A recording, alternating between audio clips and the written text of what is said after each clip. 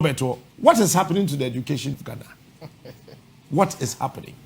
Captain, I saw me there, so I can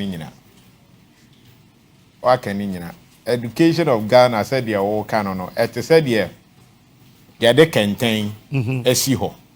What you here? And yet, bucket to contain. I name definitely say a new. You get it? But successive government ebe bano. The omobeye ne so omubehwie nsuo egu saa kenten na omode je omo ho mena eka mena ma sansuo dodo omumu bie ni ho a ode adwen ne nyansa ehwese kenten na enyu no ehse ye paache Esoro kwasia na esoro nyansafo. Ba ye ko nsuo ni gu kenten ni. Ye kogum da. No bi akase say no bi na ye we say me spend 20 billion or say whatever over 4 years. We also say may spend 40 billion. And me no also saying with there. Without sitting down. Now what I say, me di shame no e de na buy. And now say me di shame no, what are the expectant outcomes? Yeah, education e dey nya na sa. Enti ye gusua na ye hu dede, we be ye sei, ma ye sei, nyansa nim. Baby, I am there. Me shall say car say our educational system abe experimental system. Ye de niema ebe gum na yaso ahwe. Typical example. Based on what policy?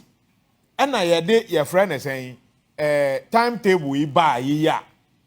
Yetimi asen a withdraw no simple. Na de ekumi wo letter no kura no withdraw no simple. Well, the Kumi wa letter nukra numne se we state say upon further consultation with key stakeholders. Now someone shas here no money market women e ko dwen ho Captain, upon further consultation with key education stakeholders. Yes. That is the first one, money market women. Maybe sir. Okay. Because you name some market women or ton ade. Into education emfa ho say wo kan footballer wontimi nkofa teacher for man medina football your coaches any former footballer you get it what you say enti wontimi nka nkire me say wo ya ade no wie ya wo de bae no upon further consultation wo dia beto abontin no with key educational stakeholders no what realize say ade no say you withdraw. I say, sabi. The ye kanono. And they say, ya dear na, yemfa sabi, adwin ne nyansa, emfa entechri. So ehuno. Wo count ya wama from Kwame Nkrumah pen. So say Kwame Nkrumah pen so na ete say. Wa na obo say e free sa time no, na Ghana University. At our university, BH, it was because by then we were interacting with our environment. Okay. That was the time who was sanyo ewo krom ha. Meboa produced from our educational system. That was the time na radios and then asefo ewo krom ha your factory wo ha schools na handle. That was the time na ye niema nketenkete wo krom ha. Well, no. Now, this is the time you were technical university without technical secondary and basic schools. The technical university does not have a feeding school. When Sian or basic level be a secondary school when you apply and enter into university and you are coming for a technical education. This is the system of laying it down. Into education, they free soro. Ebesi fem, captain, menada, ajiegu. Ajiegu. We are not doing anything. I'm telling you, me make a humbi. Say we na your friends teacher Kwejo kan ye nadi. I'm expecting my letter. Uncle crash as here dada. You get it? And Crawford shall say even 3 days today. Or more letters are headquarters or more frame every 20. Some will resign you. Now 44,000 ministry will say, and 44, say 34. And 34,000, you know. Ah, my general, send up for but send up for your pama, my buying someone sang. Na aha napko no omoji ono omudi banku. Ana omoji o omonwene kenten. Nya de kire na no omochire. Now if their services were not needed, would you have recruited them? And if they are not there, they are not there. Okay. Ciao. So we you are free mu a. Aduma na omoye no, na omoye dada no. Omugusu ya na. Omonye national service aduma a omoye no. Omonye enti they are out. Enti okasa numbers say aya.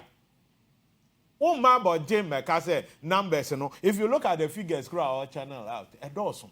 Because ye kasa ye man penya Mekase ade kire ne de en shada nye ade bi say ye de ani di akire because ye kire ye be koso aye hiafo. If you have a leader otena ase na unsolvable problems but can problems still no a sign of failure. Leader on to solve your problem. No, but ono de debia or account o problems e de kire o te so man panyin be ka say o mo problem ne say o ye teacher ni a wo nye billionaire. Mo afumu ni dada. E bi te say ye minister ya wa ba CCA ya o ka kire say headmasters about 90% no omo ni managerial skills. When you go to Ghana Health Service, they realize that omokofa your friend is saying technocrats. Ebe money administration.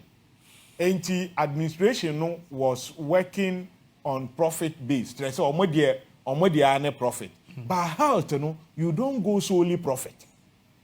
What you say? Enti system no enrani. So what they did was that if that is the case, let's train our doctors to take up those administrative processes.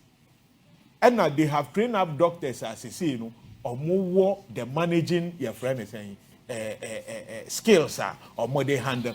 When you come to Ghana education, it is rather the reverse. When you go CC anako ye human resource. Say educational background be and all. Well, no. That is needing this Madame Van Veka. Okay. Oh, I don't know. Onye bibia ewo education. Hey.